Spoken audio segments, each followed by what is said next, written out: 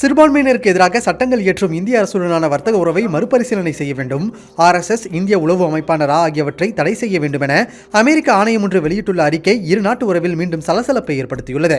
சர்வதேச மத சுதந்திரத்திற்கான அமெரிக்க ஆணையம் வெளியிட்டுள்ள அறிக்கையில் 2014இல் இந்தியாவில் பாஜக ஆட்சி அமைத்த பிறகு மத சிறுபான்மையினருக்கு எதிரான கொள்கைகள் அதிகரித்திருப்பதாக குறிப்பிடப்பட்டுள்ளது. கட்டாய மதமாற்ற தடை சட்டம், வக்ஃபு வாரிய சட்ட திருத்தங்கள், CAA சட்ட திருத்தங்கள், பயங்கரவாத செயல்பாடு தடுப்புச் சட்டங்கள் கீழ் இஸ்லாமியர்கள் குறிவைக்க இந்து மத உணர்வுகள் புண்படுத்தியதாக வழக்கு தொடுப்பது என மத சிறுபான்மையினர் மீது இந்திய அரசு பாரபட்சமான நடவடிக்கைகளை மேற்கொண்டதாக அந்த அறிக்கையில் குற்றம் சாட்டப்பட்டுள்ளது. மேலும் இந்த விவகாரத்தை முன்னிறுத்தி இந்தியாவுடனான ஆயுத விற்பனை மற்றும் வர்த்தக உறவுகளை அமெரிக்கா மறுபரிசீலனை செய்ய வேண்டும் என்றும் இந்தியாவை மத சுதந்திரத்தை மீறிய நாடுகளின் பட்டியலில் சேர்க்கவும் அந்த ஆணையம் வலியுறுத்தியுள்ளது.